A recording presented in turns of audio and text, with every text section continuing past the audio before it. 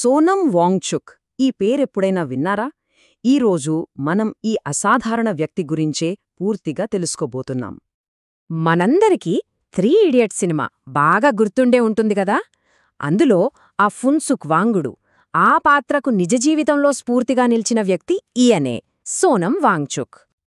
సరే, cinema character బాగుంది, కానీ ఆ క్యారెక్టర్ వెనుకున్న నిజమైన మనిషెవరు? అసలు ఆయనను ఒక నేషనల్ హీరోగా ఎందుకు చూస్తారు? పదండి, ఈ ప్రశ్నలకు సమాధానాలు వెతుకుదాం. సో, ముందుగా అసలు సిసలైన ఫున్సుక్ వాంగుడు గురించి తెలుసుకుందాం. ఆయన లడాఖ్లో ఒక విద్యా విప్లవాన్ని ఎలా మొదలుపెట్టారో చూద్దాం. ఒక్కసారి ఊహించుకోండి, 1990ల మధ్యలో లడాఖ్లో స్టూడెంట్స్ పాస్ పర్సెంటేజ్ ఎంతుండేదో తెలుసా? కేవలం 5%. అవును, విన్నది నిజమే. 100లో 5 మాత్రమే. లడాఖ్లో అప్పటి సాంప్రదాయ విద్యా వ్యవస్థలో విద్యార్థుల పాస్ రేట్ అది. అంటే అక్కడి ఎడ్యుకేషన్ సిస్టమ్ ఎంత పెద్ద సంక్షోభంలో ఉందో ఈ ఒక్క నంబర్ చాలు చెప్పడానికి. మరి ఇలాంటి ఒక ఫెయిలైన సిస్టమ్ను సరిదిద్దడానికి వాంగ్చుక్ ఏం చేశారో చూద్దాం.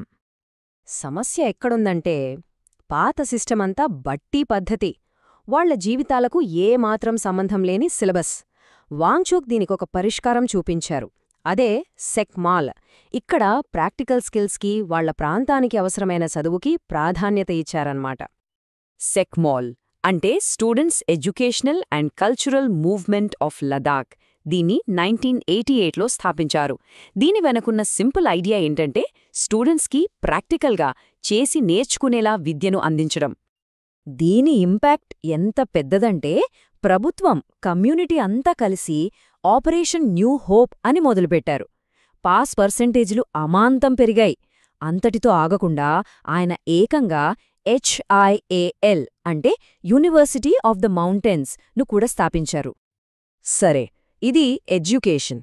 ఇప్పుడు ఎడ్యుకేషన్ నుంచి ఎన్విరాన్మెంటల్ ఇన్నోవేషన్ వైపు వెళ్దాం. వాంగ్చుక్ ఎదుర్కొన్న మరో పెద్ద ఛాలెంజ్ ఏంటో చూద్దాం. ప్రాబ్లం ఏంటంటే, హిమాలయాల్లో గ్లేషియర్స్ అంటే హిమానీ నదాలు వేగంగా కరిగిపోతున్నాయి. దీనివల్ల స్ప్రింగ్ సీజన్లో అంటే పంటలు వేసే టైంలో రైతులకు తీవ్రమైన నీటి కొరత ఏర్పడింది. దీనికి వాంగ్చుక్ కనిపెట్టిన ఒక బ్రిలియంట్ సొల్యూషనే ఈ ఐస్ స్తూపం. ఇది బేసిక్గా ఒక ఆర్టిఫిషియల్ గ్లేషియర్ అనిమాట. చలికాలంలో వేస్ట్గా పోయే నీటిని ఒక పెద్ద కోనాకారంలో గడ్డకట్టించి అవసరమైనప్పుడు అంటే స్ప్రింగ్ సీజన్లో అది మెల్లగా కరిగేలా చేస్తారు. ఇది ఎలా పనిచేస్తుందంటే చాలా సింపుల్. చలికాలంలో పారే నీటిని ఒక పైపులోకి పంపిస్తారు. ఆ పైపు చివర్లోంచి ఆ నీటిని పైకి స్ప్రే చేస్తారు. బయట గడ్డగట్టే చలికి ఆ నీళ్లన్నీ గాల్లోనే ఐస్గా మారి కింద ఒక పెద్ద కోన్లాగా, ఒక స్తూపంలాగా పేరుకుపోతాయి.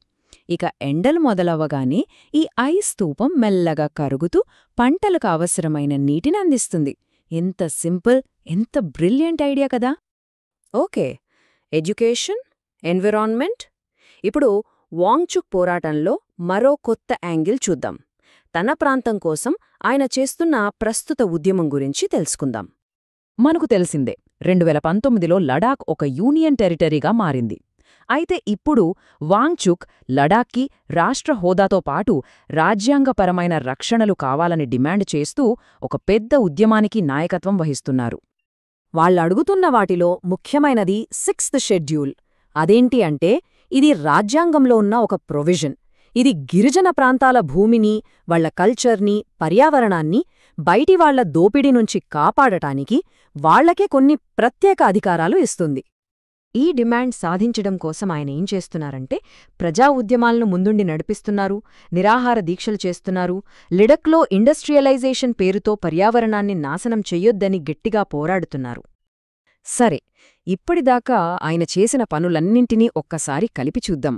అప్పుడు మనకు అర్థమవుతుంది ఒక హీరో ఎలా పుడతాడో. చూడండి, ఎడ్యుకేషన్ రంగంలో 5% పాస్ రేట్ అనే సమస్యకి సెక్మాల్తో సొల్యూషన్ చూపించారు. ఎన్విరాన్మెంట్లో నీటి కొరత సమస్యకి ఐస్ స్తూపంతో సమాధానం చెప్పారు. ఇప్పుడు పాలిటిక్స్లో తమ కల్చర్కి ముప్పు వస్తుందనే సమస్యకి 6th షెడ్యూల్ కోసం ఉద్యమంతో పోరాడుతున్నారు. ప్రతి సమస్యకి ఒక ఇన్నోవేటివ్ సొల్యూషన్. ఆయన చేస్తున్న ఈ అద్భుతమైన సేవలకు గుర్తింపుగా 2018లో ప్రతిష్ఠాత్మక రామన్ మెగసెస్సే అవార్డు వచ్చింది. దీన్ని ఆసియా నోబెల్ ప్రైజ్ అని కూడా అంటారు. సో అసలొక మనిషిని హీరోని చేసేది ఏంటి? ఒక గొప్ప ఎడ్యుకేషనిస్ట్ అవ్వడమా?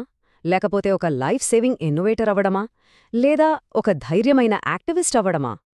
సోనం వాంగ్చుక్ విషయంలో ఈ 3 ఒక్కరిలోనే ఉండటం అదెంతో అరుదైన విషయం.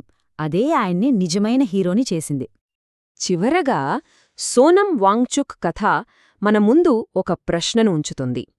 మనం కూడా మన ఆలోచనా విధానాన్ని కాస్త మార్చుకుంటే మన చుట్టూ ఉన్న స్థానిక సమస్యల్లో వేటిని పరిష్కరించగలం?